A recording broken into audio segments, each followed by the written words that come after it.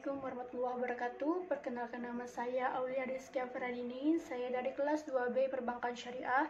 Di sini saya akan menyampaikan materi yang pertama, yaitu definisi taksis dan mukhasis. Yang kedua, pembagian taksis dan mukhasis. Yang ketiga, perbedaan kas taksis dan mukhasis.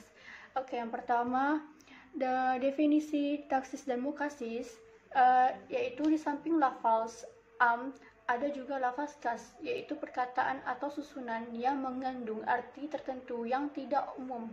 Jadi, khas adalah kebalikan dari am. Khas adalah suatu lafaz yang digunakan untuk menunjukkan orang, barang, atau hal, seperti lafaz rajulun atau orang laki-laki. Upaya mengeluarkan sebagian daripada satuan-satuan lafaz am dari ketentuan lafaz atau dalil. Am dan lafaz am tersebut hanya berlaku bagi satuan-satuan yang masih ada atau tidak dikeluarkan, disebut taksis. Taksis ialah menyebut sebagian benda dari yang umum atau mengeluarkan satuan-satuan materi dari yang umum, sedangkan satuan lainnya belum atau tidak disebutkan.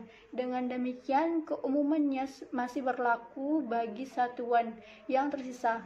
Mukhasis ialah dalil yang menjadi dasar atau hujah. Dikeluarkannya satuan dari yang umum, kaitannya dengan kas, taksis, dan mukhasis. Hanafi menjelaskan melalui suatu contoh sebagaimana tertuang dalam surah Al-A'raf ayat 32 yang artinya, katakanlah Muhammad, siapakah yang mengharamkan perhiasan dari Allah yang telah disediakan untuk hamba-hambanya dan rezeki yang baik. Katakanlah, semua itu untuk orang-orang yang beriman dalam kehidupan dunia dan khusus untuk mereka saja pada hari kiamat. Demikianlah kami menjelaskan ayat-ayat itu untuk orang-orang yang mengetahui. Al-A'raf ayat 32. Maksudnya, perhiasan-perhiasan dari Allah dan makanan yang baik itu dapat dinikmati di dunia ini oleh orang-orang yang beriman dan orang-orang yang tidak beriman. Sedangkan di akhirat nanti, perhiasan dan makanan baik tersebut semata-mata untuk orang yang beriman saja. Dalam ayat di atas diterangkan bahwa semua perhiasan boleh dipakai.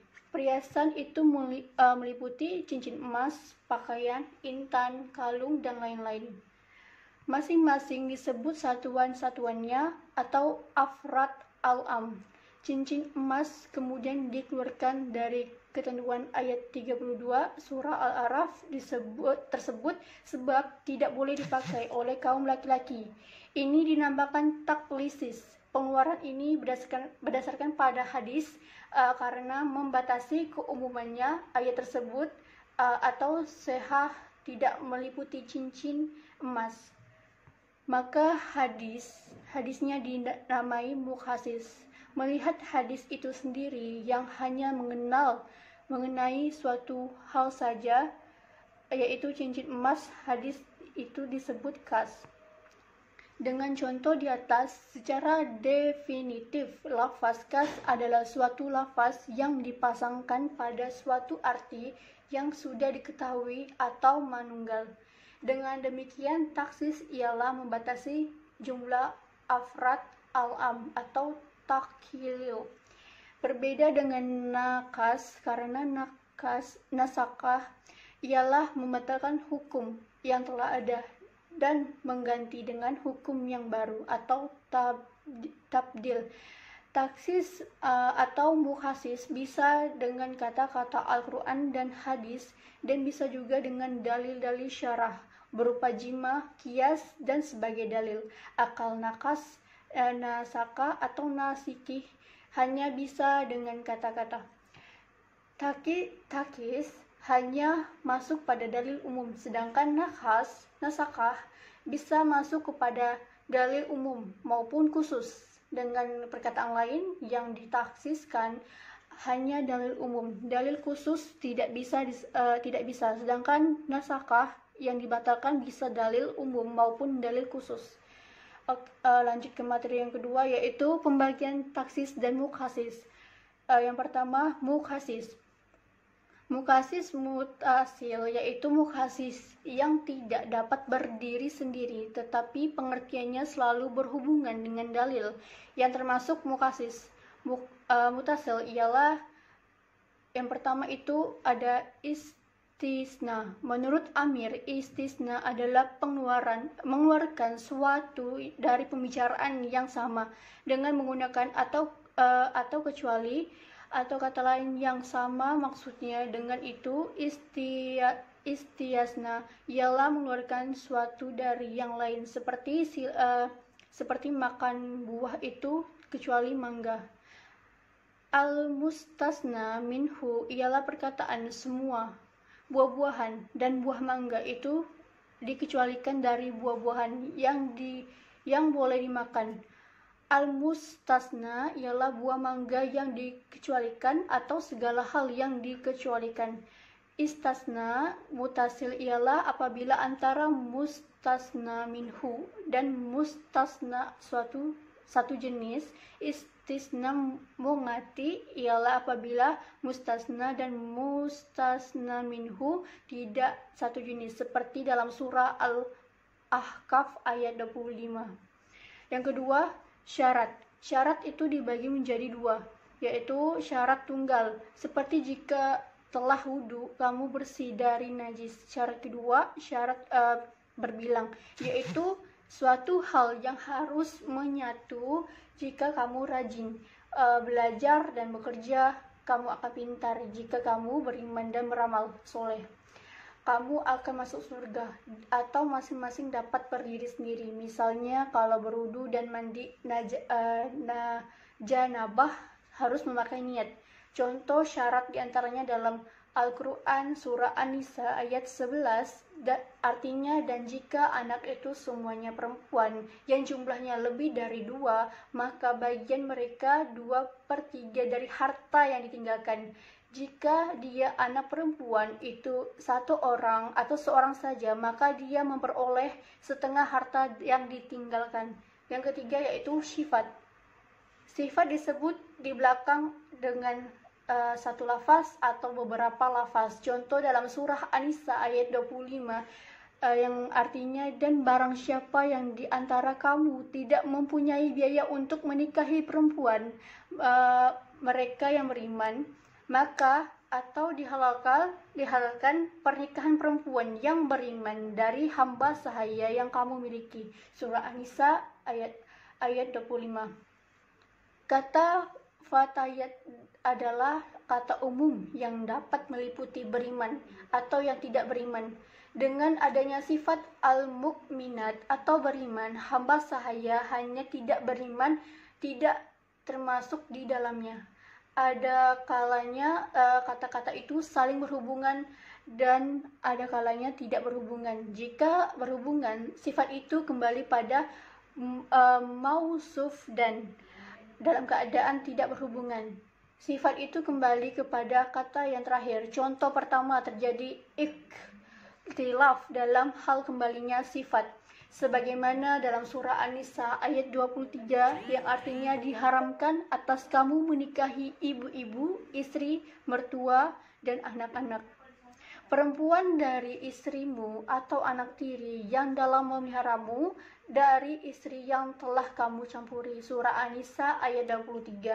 Ada perbedaan persepsi apakah maksuf dan hanya kalimat istrimu yang terakhir pada berikut perkataan istrimu yang pertama. Menurut jumhur ulama, kalau mausufnya hanya perkataan istrimu yang terakhir, mertua perempuan menjadi haram atau muhrim apabila sudah mengawini anaknya. Jadi perkawinan saja sudah cukup menyebabkan haram, karena syarat bercampur atau terhadap istri hanya menjadi syarat haramnya anak tiri. Yang keempat yaitu gaya. Gaya ialah penghabisan suatu yang mengharuskan tetapnya gaya dan tidak adanya hukum bagi sesudahnya. Adapun muhayya ialah lafaz yang jatuh sesudah gaya. Gaya ada dua, yaitu hatta atau sehingga dan ila atau sampai. Misalnya, tidak ada dosa bagimu berbuat sesuatu sehingga kamu mendurhakai. Kalimat sebelum kata-kata sehingga memberi peringatan bahwa semua perbuatan tidak dilarang. Yang kelima, badal ba'da min kulli.